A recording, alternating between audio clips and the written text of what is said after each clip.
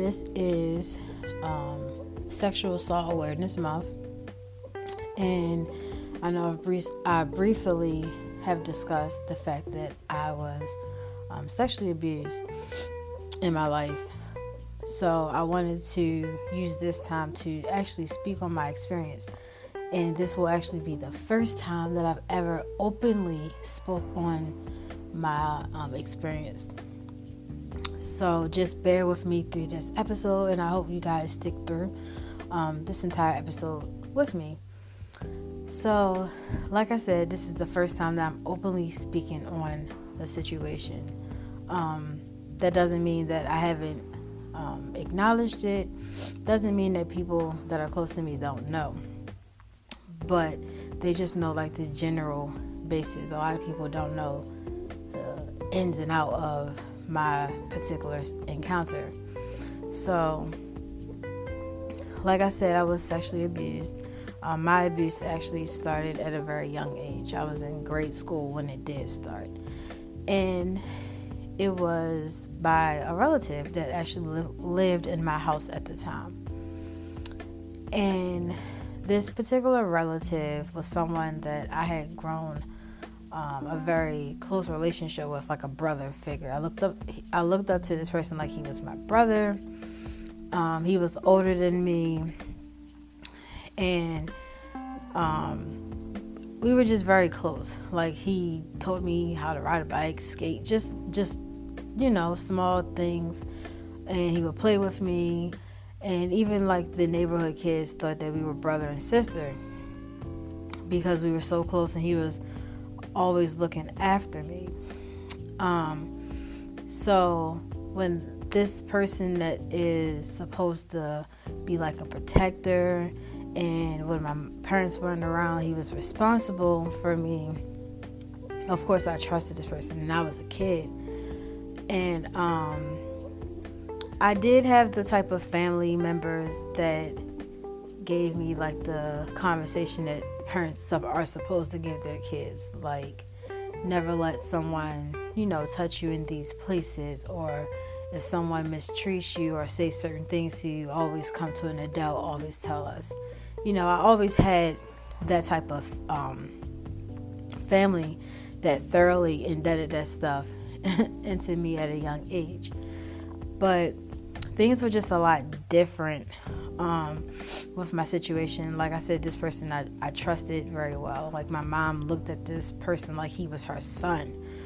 So to think that what the person was doing to me was harmful, as a kid, you don't really understand.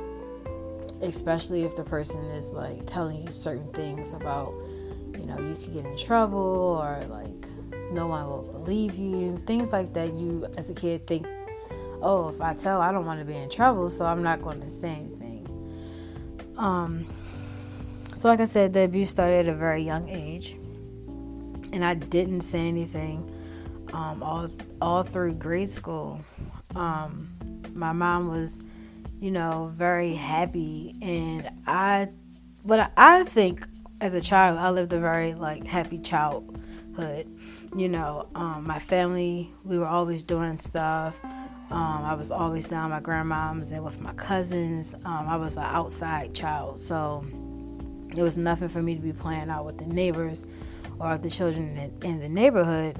Like, I just lived a regular childhood life, or what I thought was a childhood life, besides the things that were happening to me in my home.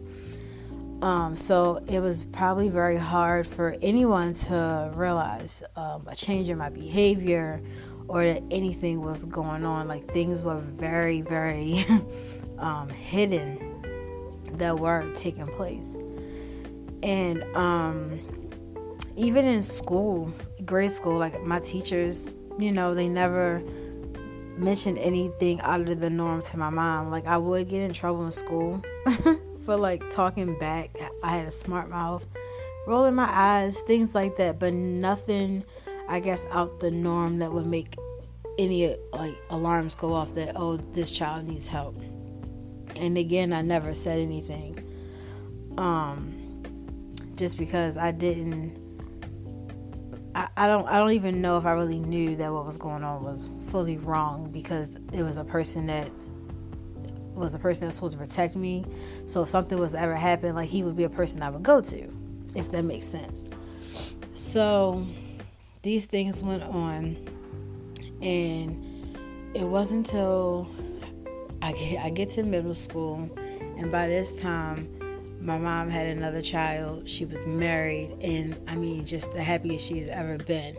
I watched my mom, like, go through some horrible things in her previous relationship, a lot of domestic violence and just a lot of bad stuff towards her and I. So I just enjoyed seeing her happy. The meshing of the two families, everything just was, seemed really good, but the sexual abuse was still taking place, and the person was getting older in age just as well as I was. I still was a child, but they were getting older. And again, I was still living a regular childhood, going to school, and I was also bullied a lot in school for different things. So I guess it was like a lot of sadness. I dealt with a lot of sadness because I was singled out a lot in school. I was bullied a lot. I don't know if it was hard for me to fit in or if I just didn't try hard enough. I thought I did, but whatever. So to deal with that stuff at school and then come home and be dealing with abuse, I think as a child, now that I look back, I try to spend a lot of time outside my house. So I would be at my friend's house, like across the street, down the street, and all that stuff. But now, as an adult, and I don't have children yet, but as an adult, I understand why parents are really particular about who their children associate with, like who houses they go over. They want to meet all the parents and, just meet the children, like all that stuff. Like I so understand it now because I was exposed to so much during this time of being around different children and in different people's houses and staying the night. I was exposed to so much besides what I was already being exposed to in my own house by this person in my family. And it's crazy because you never know what another child is being exposed to because they're probably exposing that same stuff to your kid. Or you just never really know who these adults are. So now I really understand why parents are very protective over their children. Not to say that I wasn't understanding before, but now I really understand it. And not to say that my mom and my stepfather wasn't. He was real laid back. But my mom, she was particular. But I guess, some of these people she had friendships with, so she just trusted them. So that's understanding too. But again, I was exposed to a lot. And the thing is, these were things that other older people were doing around younger people. And a lot of these older people was the person that was abusing me. So it was just a lot of crazy, horrible things happening. And at this point, moving on, like I said, I was probably in middle school or going to transition into middle school. And because the bullying in school was just a lot, my mom and grandmom decided to put me in private school. So I ended up going to private schools for a few years. And at the time I was in private school for middle school, I could remember playing. That's when I really started playing basketball. And I took a strong liking to basketball. It wasn't the first sport I played. It wasn't the first extracurricular activity I did. I was involved in so much other stuff. But basketball I took a strong liking to. And I was the most aggressive player in the conference. Not just on the team, but the conference. To the fact that some of the parents called me Baby Dennis Rodman. And it would be nothing for me to sling somebody in the crowd, knock somebody down, walk over them, look at them. Just my anger and attitude, it was just like a light switch. You turn it on, turn it off, and it would happen so fast. And I can remember a parent coming up to me after a game asking me, like, where is all this attitude and aggression coming from? And I just like shrugged my shoulders because I thought it was just I was supposed to be like, like this. But as I got older, I realized that that's like also probably was a cry for help in some type of way, and basketball was just like my coping skill, I guess, because it was just so much going on in my house. And I do remember one time, because a lot of people have asked me, because this was something that was happening in my house, did I ever tell anybody? I can recall the time when I did kind of tell my mom and my stepfather. I remember like it was yesterday. I woke up one morning and the night before, this person, came in my room and was bothering me.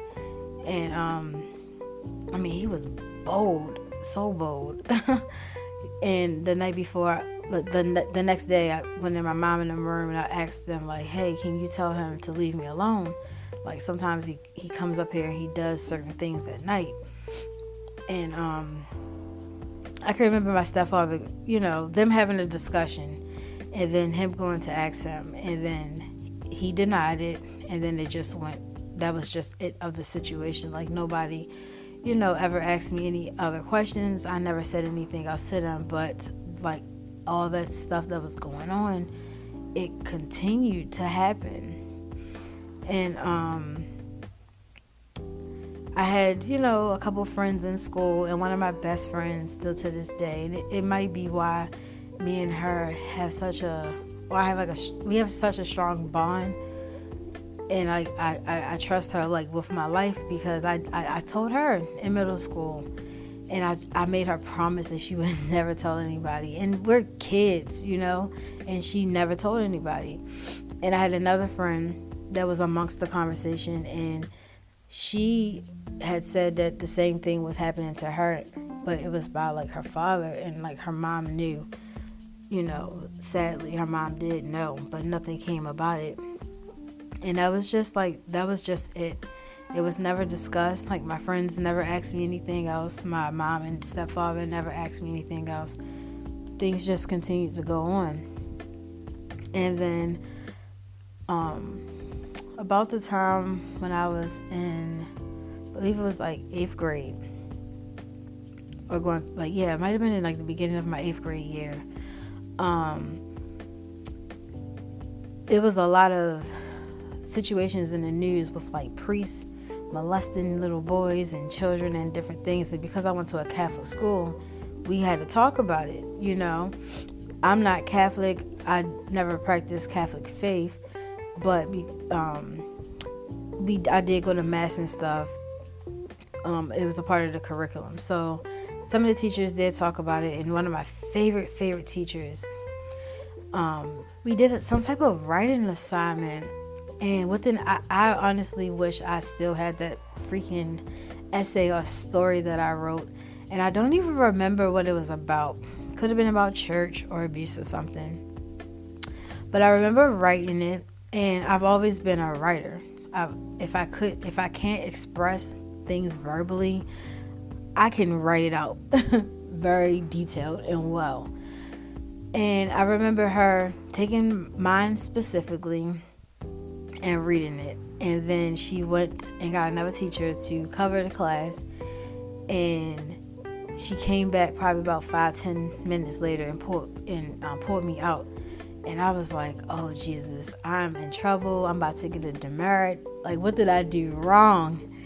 And I could tell she had been, like, she looked completely different and uncomfortable, and she was just talking about something like, if something was going on with me, I could always tell her or an adult. And I was like, at this time, I'm like super confused, because I'm like, I'm trying to think, like, what did I do to get in trouble? Like, what is going on? And then she was like, I read your essay. And I'm like, okay, like, is it wrong? Did I use the wrong words? Like, what's going on? And she was talking about like the oath that teachers take and to report things when they think something is going on with the student. And I mean, I'm still lost in the sauce about what she is talking about. And then she's like, if someone is hurting you or has hurt you, you can trust me, you can let me know. And at that moment, I just knew she knew. And like tears just started rolling down my eyes. And she just grabbed me and hugged me, and she was crying. And at that point, I was like, it's okay. Like, I'm fine though. I was like, he stopped for right now. It's fine. Things are okay. And I'm thinking, she just gonna take my word. But nope, she didn't take my word. So she told me we had to go down to the principal office. And I'm like, oh my gosh, like this is bad. Like I don't know what to think at this point. So we get down to the principal's office, and my principal comes in, and they have me in this room that I super feel like I'm in trouble at this point. And she's talking to me, asking me certain questions, but she can't ask me much. And then she tells me that my mom is on the way. And I like my heart like left my body at this point, because I'm like, oh my God, like what did y'all tell her? Like what? Like I don't even know what to think, what to say. I was just like, y'all called my mother? And they were like, we had to. And I'm just like, oh my goodness, like you can call her back and tell her like it's okay. So my mom comes, and I can hear Lisa come through that school, and I can hear her demanding to see me. And I could hear the hurt and anger. I just heard so many different emotions in her voice. And they pull her in another room. They talk to her. Then they bring her to me. And when she seen me, she just bust out crying. And she just ran to me and hugged me, and just kept asking me, why didn't I say anything? Why didn't I say anything? And I said, I tried.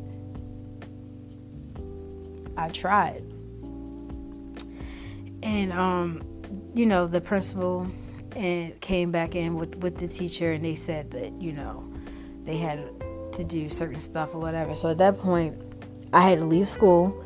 I was out of school for a couple days too. Had to leave school, and we went to pick up my baby sister, and she was in daycare, and the daycare that she went to was an in-home daycare, but it was run by one of her sets of godparents, and they were pastors. So if anybody know the black church, something go wrong in the family, in the church, everybody run to the pastors for prayer, for counseling, all this stuff. So when we get there, that's what they wanted to talk, and I refused to talk to them. Again, I understand now as an adult why parents are so particular about who their kids are around. I have been in these people's house for many times. I've been there before school, after school, during summer vacation. I had seen a lot in that house, heard a lot in that house, and I just wasn't, that particular encounter, I did not want to talk to them about at all. So we had left, got my aunt, one of my favorite aunts, and my Aunt Kim, she's like real chill, laid back, and I could talk to her about anything. And we picked her up, and she tried to make a little light of the moment, and then we went to church. Of course, we went to my family church at this time. So then when we get out the car at the church, my stepfather gets out the car.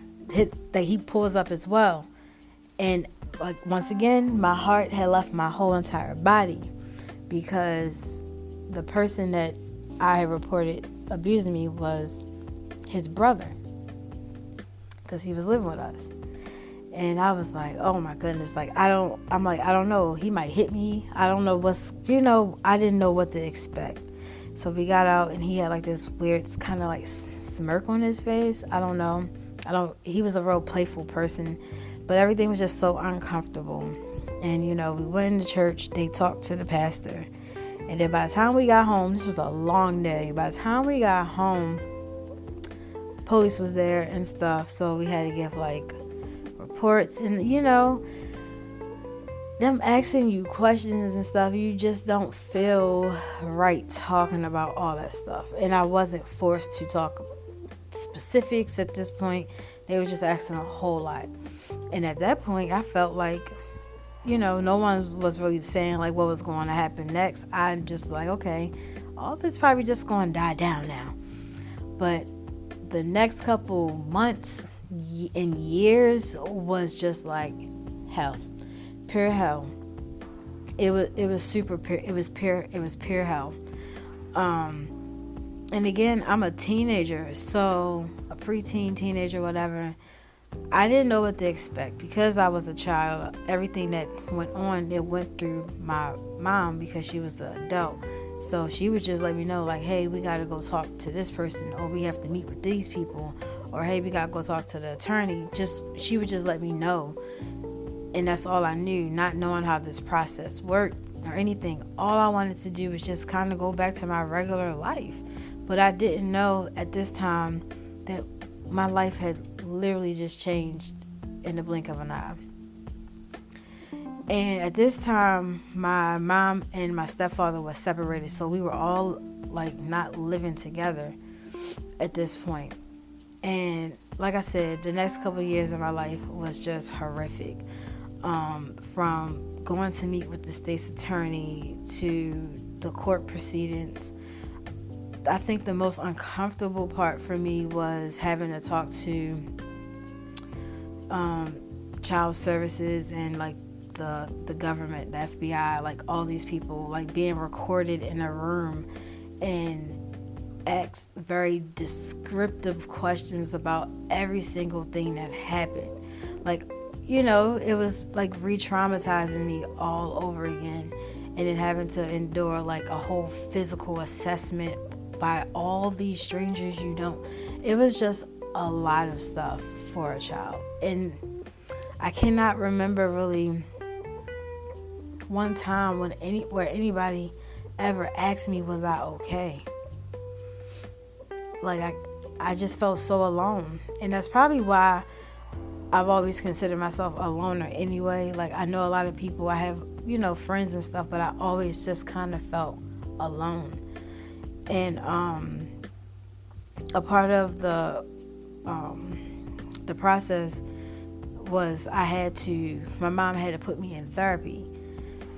And one of the people on the list actually was somebody that did counseling throughout my school. So I knew this person to be at my school. So I told my mom, like, send me to her.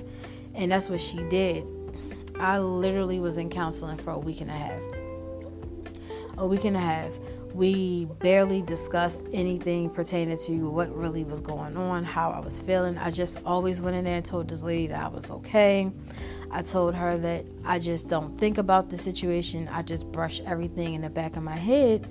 And that is how I kind of avoided. And I did that for many, many years.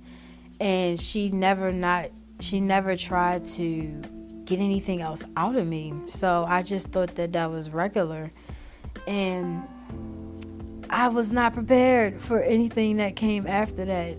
I really wasn't. Again, no one really took time out to really sit down with me to see how I was really feeling, or to try to pick my brain a little bit to see if I was really in a good space. Everybody kind of just went in avoiding the whole issue, or people were just feeling bad that they missed certain signs of things, and they just were in their own feelings. But nobody actually, considered, hey, I'm the victim over here. Like, I probably need more support than you guys really know. Things were a lot. I started to self-harm. I was super depressed, but in the black families, I feel like a lot of times depression was put on the back burner. Oh, you ain't sad. You got so much things to be happy and blessed about. Just go read a book or something. And that's what I would go do. Just find something else to do, because sadness I wasn't really sad. They told me I really wasn't, So, the case was, was very serious. It was a lot of compartments to the case. It was a lot of evidence, and I wasn't the only victim. And the fact that it was so much evidence and so much testimony and so much stuff, and the person walked scot-free. Sometimes to this day, it still like picks a nerve, because it goes to show that there are still cracks in the legal system. Doesn't matter how much evidence or how much wrongdoing or how many victims a person has hurt, there are ways around justice properly being served. To me, being a registered sex offender for the rest of your life does not compensate the pain and the anguish that you put people through. The fact that you're able to walk around in the world and be successful, have a family, and just do all the things that you want to do, while the people that you hurt in the world are out here trying to stay above ground. It's just not fair. It's not fair, and at one point, it was to the point where like I would, we would get phone calls and stuff after everything was already settled, the trial was over, and he didn't get no jail time. At that point, it was no turning back. Like my mom and them, they got a divorce. It was just that their family hated me, and I don't care what them people say. As a child, teenager, whatever, that is how I felt. Like I said before, we went to a family church where some of their family members went. Everybody knew my business at the church. Everybody treated me differently. People talked about me, thinking I didn't hear certain things and I heard them. Just like real childish things. And that's part of the reason why I didn't want to attend the church anymore. Unfortunately, it just was very uncomfortable. And I'm a kid being bullied by grown women acting childish after the person that you're fighting for knows that he's guilty. It just was really weird. And even after everything was said and done, our paths have crossed some of those folks, and it's just always just kind of weird. And what makes it even more weird is, my abuser lives about 10-15 minutes away from me. Like, once again, like the laws need some tweaking, adjustments, or something, like he lives that close to me. And one thing that I did a lot of my adult life, I don't do it anymore though, but I had done it, is I was just like, because we would get calls about like changes in like the address and emails and updating, because he is a registered sex offender, I would just try to stay on certain parts of town or not do certain stuff. Now I don't do that things anymore, but I did before for a long time. And it's like, man, I wasn't even living. I was letting this other person dictate so much about me, and I didn't even realize that I didn't even have power over my own life. Like, they were controlling me. And a lot of these things, like, I have never discussed with people. And my main thing was I always feared running into this person. Like, what would I do? And it actually happened one day. When I was working, I was out getting something to eat, and I turned around and he's standing directly behind me, looking me dead in my face. And I tell y'all, like, anybody else probably would have got the swinging. No, I got the running, because it's just like flight or fight. Like, I didn't know. I just like dashed out of that place that I was in, because I didn't know what else. And that set me back so much, and like re-triggered and traumatized me all over again, And at that point, I was just like, I have to figure something else out. And I've tried, for many years, I had tried to do counseling and therapy and different things. I just didn't find the right person. Like, I couldn't find the right counselor, or it was too triggering to talk about my experiences, like, because people, of course, they need to know every single thing that went on and what are your coping skills, and they just need to know everything.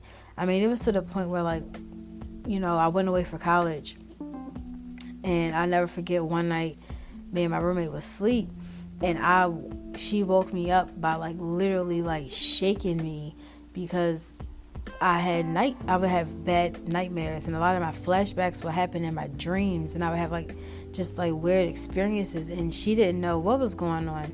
And I just remember her shaking me like, what's going on? And she was terrified.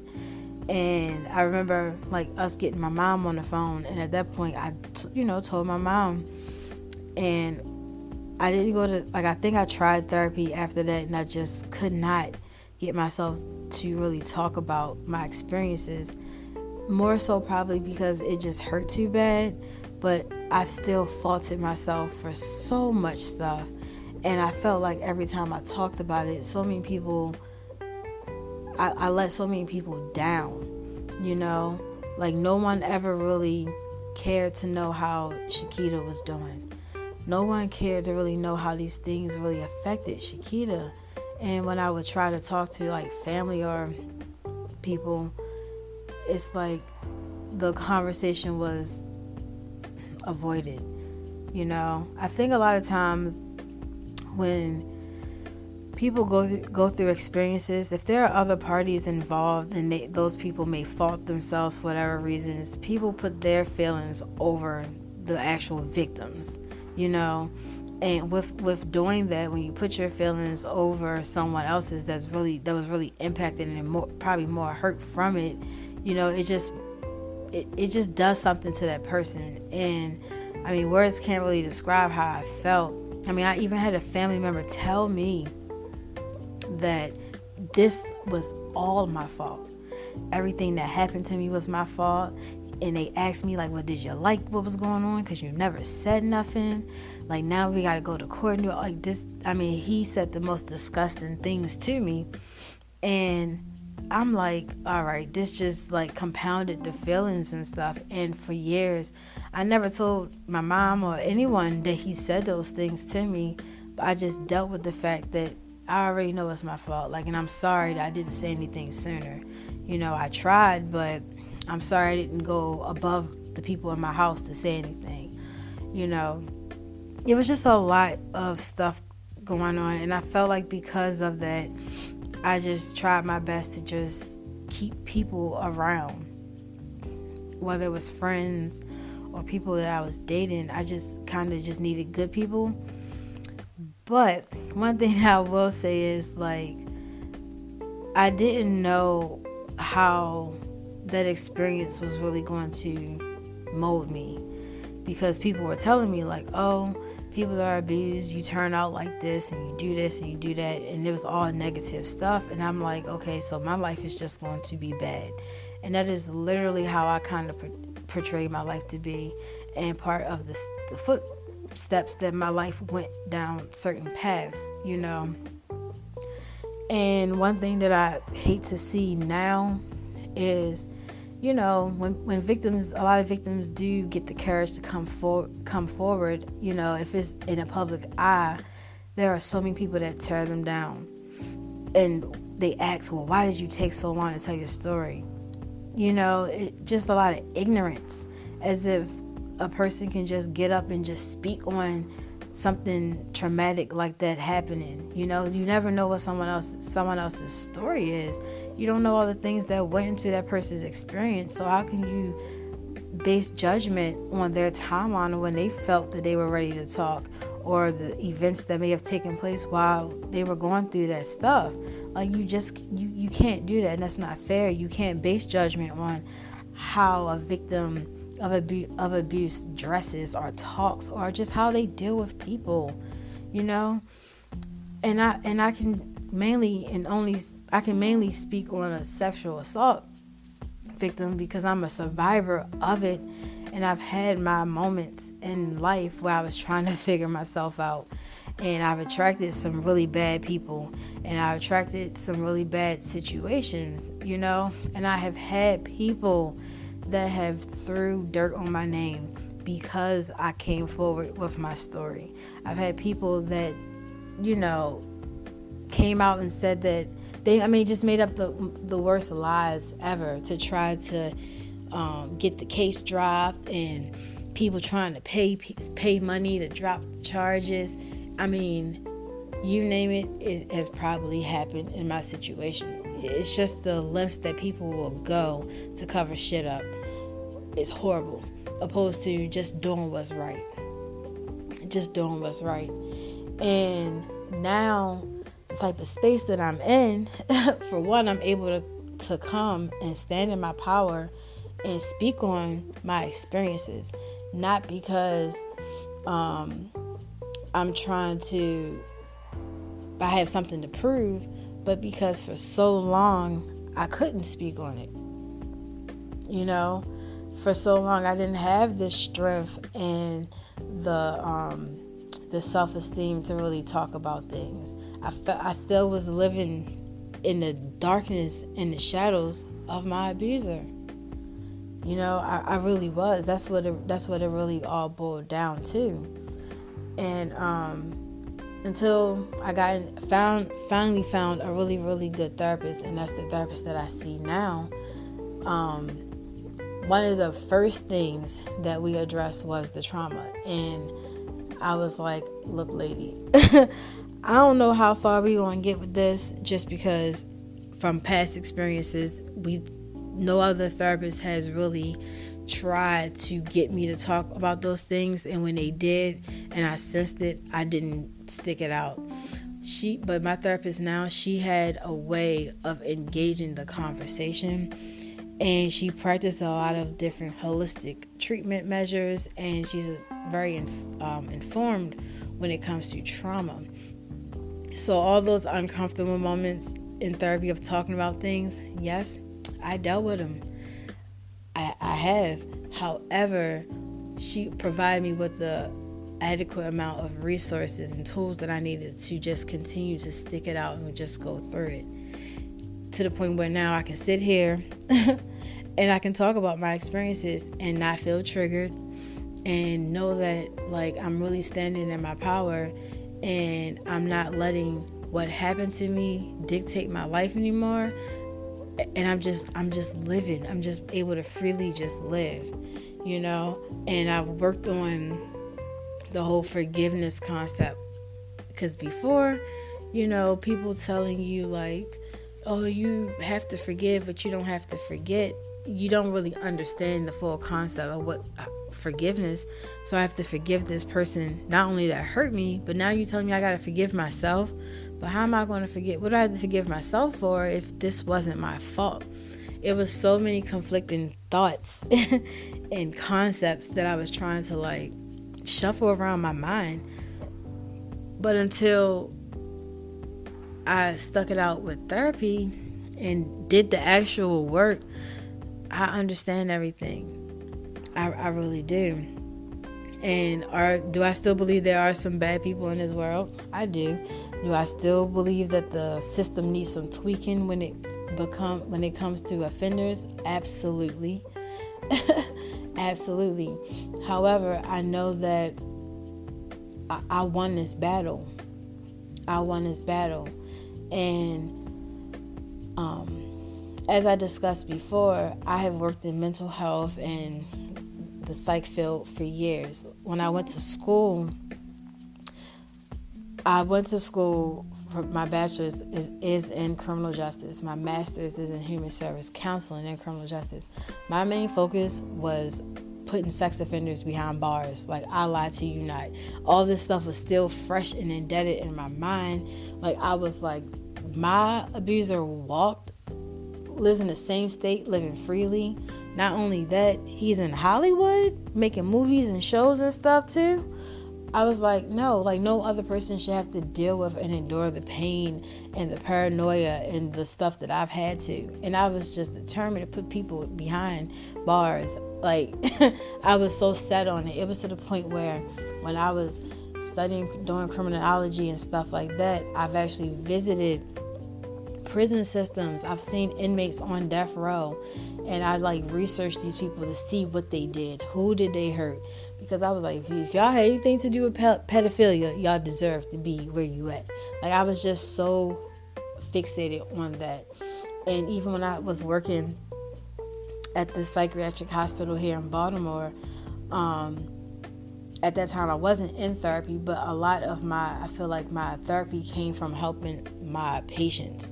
A lot of them had the same type of traumas and different experiences that I had. So without me telling my own personal encounters, I was just somehow able to help them through that. Well, I hope help them through theirs.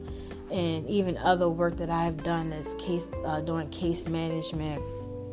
And I have also and still do victim advocacy work for certain organizations here in Maryland. The more I did that stuff, I just knew that my calling and my purpose was greater. If I didn't work specifically in the field dealing with trauma or victims, I just knew that I wanted my dream career or purpose to just be centered around helping people, which I am doing to this day. But now the path that I'm on, I just want to help more people. I just want to help more victims that have been through different abuse situations, whether it was sexual abuse, domestic violence, human trafficking, anything. Because a lot of times when you go through these things, you do feel lonely. You are silenced because some of us, our abusers, are bigger than us, or they may actually be public figures or whatever the case is, and you may be afraid to speak on your encounter because of the backlash that you'll get from family and friends. Like, I got all that at a young age at that, and still get some to this day by people.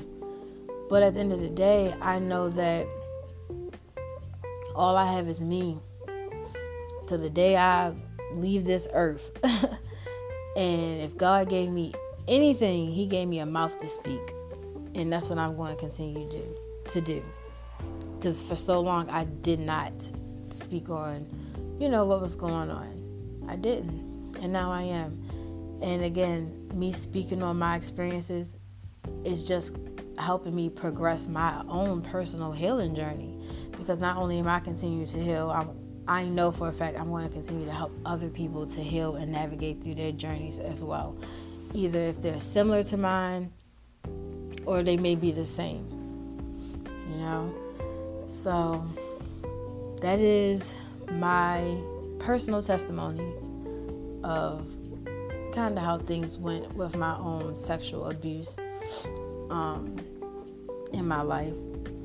My hopes is someone will hear this, and whether you're going through this situation now or something similar, it just will help you navigate through whatever you're going through, and just know that there is still hope for you. Whatever you're going through, it's still hope for you. Your situation can still end in a positive light. It will never take back what hurt or pain someone else has caused you, but just know that hurt and pain that was brought on you does not have to dictate your life. Yes, these things will be embedded in us for forever, but we control our narrative, and we control how things are going to affect us. We do. And at some point, we gain the momentum and the strength to gain our power back, to call back our energy that we put out here into other things. That's what life is all about. It's all about living and not letting things live through you. But you live, and then you control how everything else around you is. Especially when it comes to like your trauma, And I know it's easier said than done, and some people, because I know some people that their traumatic stuff has gotten the best of them. And that's okay. We all have a bad day or two, or just maybe bad moments.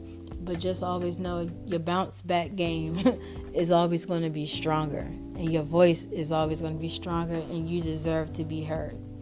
And don't continue to allow anyone or any circumstance or any situation to make you feel like you have to be silenced or you have to live in fear, because you don't. The support and the resources are out there. Trust me, they are. So again, I hope my little personal testimony helps someone,